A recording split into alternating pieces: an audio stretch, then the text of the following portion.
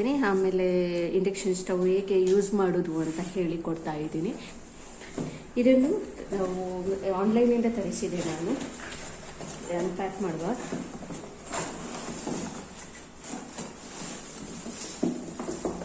ಇದು ಹೀಗೆ ಪ್ಯಾಕ್ ಮಾಡಿರ್ತಾರೆ. ಇದಕ್ಕೊಂದು ಕವರ್ ಇರುತ್ತೆ, ನಾನು ಅದು ತೆಗೆದಿದ್ದೇನೆ. ಸ್ವಲ್ಪ ಕಷ್ಟ ಆಗುತ್ತೆ ಅದು ತೆಗಿಲಿಕ್ಕೆ, ಅಂದರೆ ಸ್ವಲ್ಪ ಇದು ಈಸಿನೇ ತೆಗಿಲಿಕ್ಕೆ, ಆದರೆ ಸ್ವಲ್ಪ ಜಾಸ್ತಿ ಆಗುತ್ತೆ. ಪುನಃ ತೆಗೆಯುವಾಗ ಸ್ವಲ್ಪ ವಿಡಿಯೋ ಲೆಂತಿ ಆಗುತ್ತೆ ಅಂತ ನಾನು ಗ್ಯಾಸ್ ಬುಕ್ ಮಾಡಿದೆ. ಗ್ಯಾಸ್ ಬುಕ್ ಮಾಡುವಾಗ ನಮಗೆ ಅವ್ರದ್ದು ಬಂದೇ ಇಲ್ಲ, ಅಂದರೆ ನಮಗೆ ಅವ್ರದ್ದು ಸ್ವಿಚ್ ಆಫ್ ಅಂತ ಬರ್ತಾ ಇತ್ತು. ಸೊ ಇಮಿಡಿಯೇಟ್ಲಿ ನಾನು ಏನು ಮಾಡಿದ್ದೀನಿ ಅಂದರೆ ಇಂಡಕ್ಷನ್ ಸ್ಟವ್ ನಾನು ಆರ್ಡರ್ ಮಾಡಿದ್ದೀನಿ.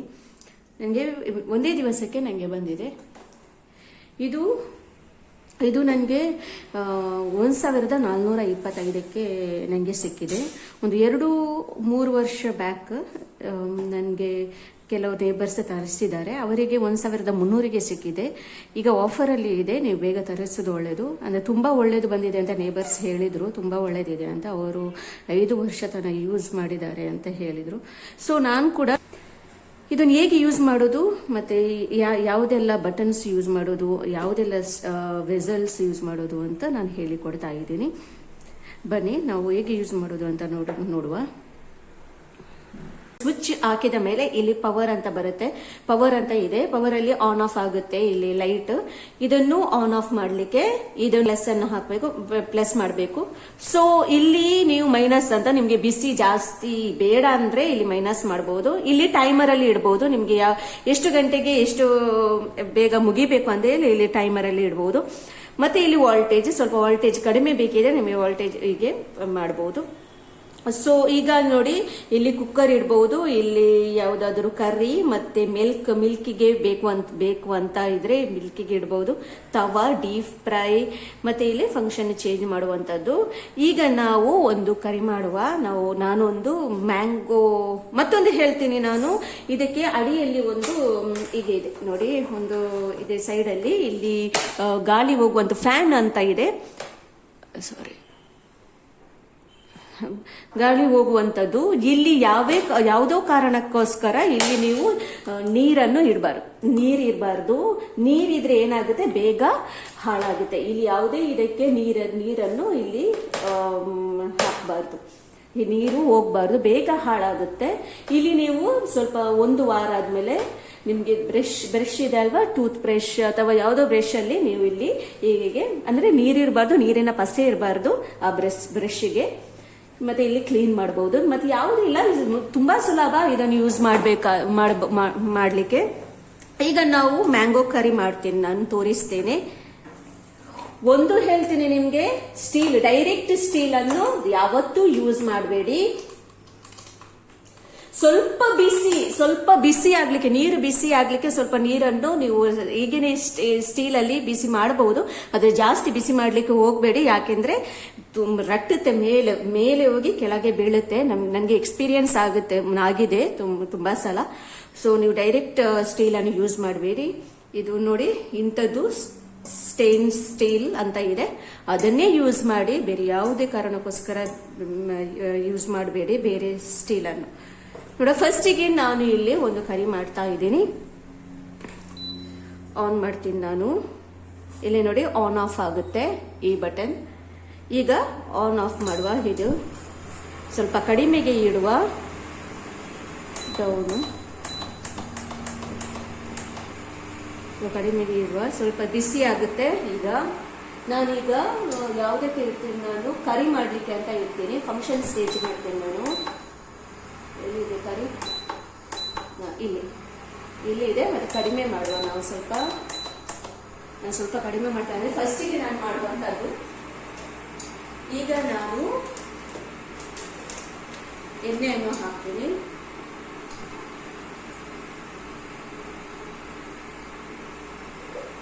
ಸ್ವಲ್ಪ ಎಣ್ಣೆ ಹಾಕ್ತಾ ಇದ್ದೀನಿ, ತುಂಬಾ ಬಿಸಿ ಆಗ್ಲಿ. ಈಗ ಮಸ್ಟರ್ಡ್ ಹೊಡೆದಾದ್ಮೇಲೆ ಸ್ವಲ್ಪ ನಾನು ಮೇಥಿ ಹಾಕ್ತೀನಿ ಸ್ವಲ್ಪ, ಮತ್ತೆ ಅಸಪಟೋಡಿಯ ಇಂಗನ್ನು ಹಾಕ್ತೀನಿ ಸ್ವಲ್ಪ ಕಡಿಮೆಗೆ ಇಡ್ತೀನಿ. ಆಮೇಲೆ ಕರಿ ಲೀವ್ಸ್ ಅನ್ನು ಹಾಕ್ತೀನಿ. ಆಮೇಲೆ ಇದನ್ನು ಹಾಕ್ತೀನಿ.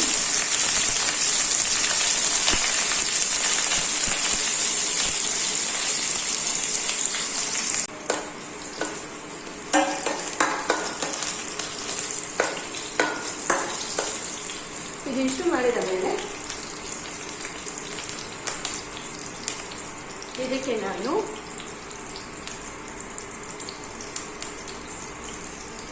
ಇದಕ್ಕೆ ನಾನು ಮಾವಿನಕಾಯಿನ ಹಾಕ್ತೀನಿ.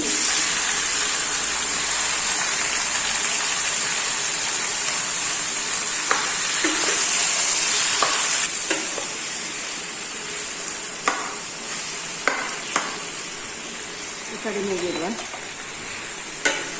ಸ್ವಲ್ಪ ಕೊಕೊನಟ್ ಅನ್ನು ಹಾಕ್ತೀನಿ.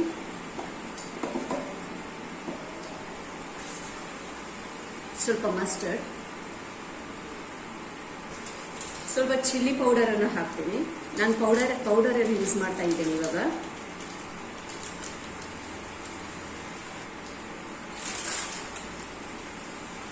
ಸ್ವಲ್ಪ ಜೀರಾ ಪೌಡರ್ ಅನ್ನು ಯೂಸ್ ಮಾಡ್ತಾ ಇದ್ದೀನಿ.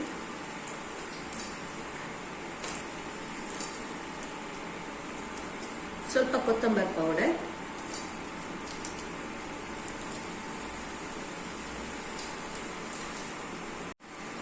ಸ್ವಲ್ಪ ನೀರನ್ನು ಹಾಕ್ತೀನಿ. ಫೈನ್ ಪೇಸ್ಟ್ ಮಾಡಲಿಲ್ಲ ನಾನು, ಸೊ ಗರಿಗರಿಯಾಗಿದೆ. ಸ್ವಲ್ಪ ತುಂಬ ಸ್ಮೂತ್ ಮಾಡಲಿಲ್ಲ. ಇದು ಸ್ವಲ್ಪ ರಾ ಇದ್ದ ಕಾರಣ ಮ್ಯಾಂಗೋ ಸ್ವಲ್ಪ ಹಣ್ಣಾಗಲಿಲ್ಲ ಇದು, ಅದಕ್ಕೆ ನಾನು ಹೀಗೆ ಕಟ್ ಮಾಡಿದ್ದೀನಿ. ಇದು ಕಶಿ ಮ್ಯಾಂಗೋ ಅಂತ ಹೇಳ್ತಾರೆ, ಅದೇ ಕಾಟ್ ಮ್ಯಾಂಗೋ ಅಂತ ಅಲ್ಲ, ಅದು ಕಾಡಲ್ಲಿ ಸಿಗುವಂಥದ್ದು ಮ್ಯಾಂಗೋ ಅಲ್ಲ ಇದು ಕಶಿ ಥರ ಸ್ವಲ್ಪ. ಸೊ ಅದಕ್ಕೆ ನಾನು ಹೀಗೆ ಮಾಡ್ತಾ ಇದ್ದೇನೆ. ನಾನು ಸರಿ ಇದು ಪೀಲ್ ಮಾಡುವಂಥದ್ದು ಹೀಗೆ ಪೀಲ್ ಮಾಡಲಿಲ್ಲ ನಾನು. ಇದು ನಾನು ಕಟ್ ಮಾಡಿದೆ, ಅಂದರೆ ರಾ ಇತ್ತು, ಅದಕ್ಕೆ ನಾನು ಹಾಗೆ ಮಾಡಿದ್ದು.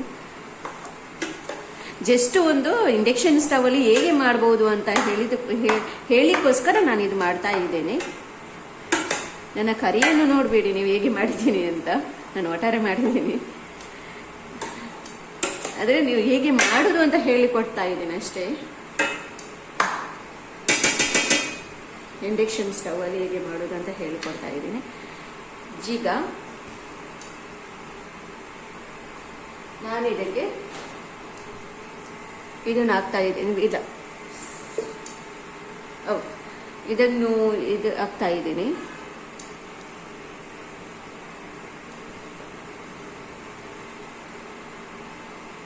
ಸ್ವಲ್ಪ ನೀರನ್ನು ಹಾಕ್ತಾ ಇದ್ದೀನಿ, ಉಪ್ಪನ್ನು ಹಾಕ್ತಾ ಇದ್ದೀನಿ.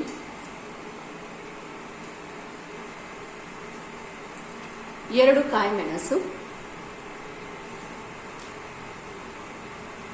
ಮ್ಯಾಂಗೋ ಸ್ವಲ್ಪ ಸೌರ ಇದ್ದ ಕಾರಣ, ಅಂದರೆ ಹುಳಿ ಜಾಸ್ತಿ ಇದ್ದ ಕಾರಣ ನಾನು ಇದನ್ನು ಬೆಲ್ಲವನ್ನು ಹಾಕ್ತಾ ಇದ್ದೀನಿ.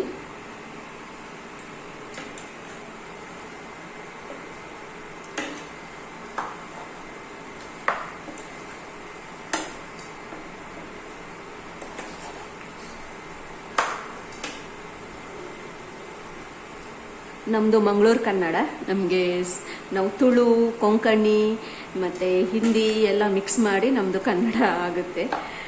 ಸೊ ಕ್ಷಮಿಸಿಬಿಡಿ, ನಂದು ಕನ್ನಡ ಸ್ವಲ್ಪ ಬರಲ್ಲ ಅಂತ ಅಲ್ಲ, ಆದರೆ ಮಾತನಾಡಲಿಕ್ಕೆ ಸ್ವಲ್ಪ ಧೈರ್ಯ ಕಡಿಮೆ ಆಗುತ್ತೆ. ಹೇಳಲಿಕ್ಕೆ ಎಲ್ಲ ರೆಸ್ಪೆಕ್ಟ್ಫುಲ್ ಆಗಿ ಮಾತನಾಡಲಿಕ್ಕೆ ನಮಗೆ ಬರ್ತಾ ಇಲ್ಲ. ನಾವು ತುಳು ಮಿಕ್ಸ್ ಆಗುತ್ತೆ ನಮ್ಮ ಕನ್ನಡ, ನಾವು ಮಂಗಳೂರಿನವರು. ಸೊ ಕ್ಷಮಿಸಬೇಡಿ ಏನು ತಪ್ಪಿದ್ರೆ ಕನ್ನಡದಲ್ಲಿ.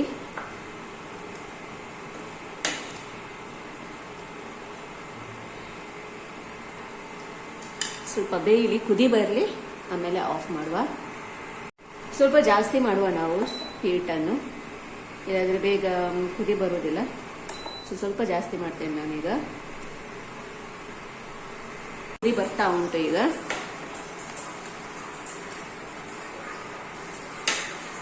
ಇನ್ನೊಮ್ಮೆ ಹೇಳ್ತೀನಿ ನಾನು, ಡೈರೆಕ್ಟಾಗಿ ಸ್ಟೀಲನ್ನು ಯೂಸ್ ಮಾಡಬೇಡಿ. ಇಂಡಕ್ಷನ್ ಸ್ಟವ್ವಿಗೆ ಅಂತ ಇರುವಂಥ ಪಾತ್ರೆಗಳಿದ್ದಾವೆ, ವೆಸಲ್ಸ್ಗಳು, ಅದನ್ನೇ ಯೂಸ್ ಮಾಡಿ.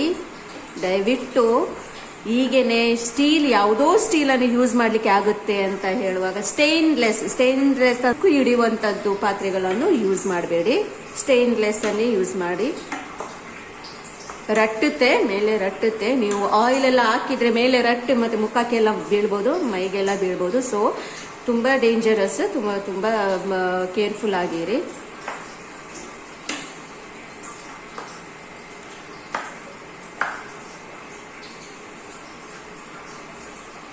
ನನ್ನ ಚಾನೆಲ್ ನಿಮಗೆ ಇಷ್ಟ ಆದರೆ ದಯವಿಟ್ಟು ಸಬ್ಸ್ಕ್ರೈಬ್ ಮಾಡಿ, ಲೈಕ್ ಮಾಡಿ ಮತ್ತೆ ಶೇರ್ ಕೂಡ ಮಾಡಿ. ಇದು ತುಂಬಾ ಯೂಸ್ಫುಲ್ ಆಗುವಂಥದ್ದು ವಿಡಿಯೋ. ದಯವಿಟ್ಟು ನೀವು ನನಗೆ ಸಪೋರ್ಟ್ ಮಾಡಿ. ನಿಮ್ಗೆ ಇಷ್ಟ ಆದರೆ ಸಪೋರ್ಟ್ ಮಾಡಿ.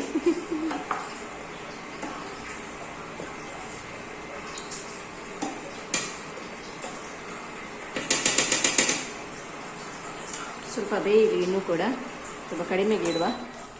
ಎಲ್ಲಾನೇ ಬೇಯಿ ಒಂದು. ಈಗ ಆಫ್ ಮಾಡುವ ನಾವು. ಈಗ ಆಫ್ ಮಾಡಿದ ಮೇಲೆ ಇಲ್ಲಿ ಬಿಸಿ ಇರುತ್ತೆ. ಇದು ಆಫ್ ಮಾಡಿದ ಮೇಲೆ ಮುಚ್ಚಳನ್ನು ಮುಚ್ಚಿ ಸ್ವಿಚ್ ಆಫ್ ಮಾಡಿ. ಇದು ಬಿಸಿ ಇರುತ್ತೆ. ಇಲ್ಲಿ ಬಿಸಿ ಇರುವಾಗ ನಾವೇನ್ ಮಾಡಬೇಕು, ಇದನ್ನು ಈಗೇನೆ ಇಟ್ಟು ಇದಕ್ಕೆ ಮುಚ್ಚಳವನ್ನು ಮುಚ್ಚುವ. ಮತ್ತೆ ಅಲ್ಲಿಗೇನೆ ತಿಕ್ಕಾಗುತ್ತೆ ಕರಿ. ಈಗ ಎಲ್ಲ ಆಫ್ ಮಾಡಿದ್ದೀನಿ ನಾನು. ಪ್ಲಗ್ಗನ್ನು ತೆಗಿತಾ ಇದ್ದೀನಿ. ಈಗ ಅಲ್ಲಿ ಬಿಸಿ ಇರುತ್ತೆ ನೋಡಿ, ಅವಾಗಲೇ ಅಲ್ಲೇ ಇಡಬೇಕು. ಅದಲ್ಲೇ ಬೇಯುತ್ತೆ. ಈಗ ಸ್ವಲ್ಪ ಹೊತ್ತಾದ್ಮೇಲೆ ತೆಗೆದು ಸರ್ವ್ ಮಾಡ್ಬೋದು. Thank you.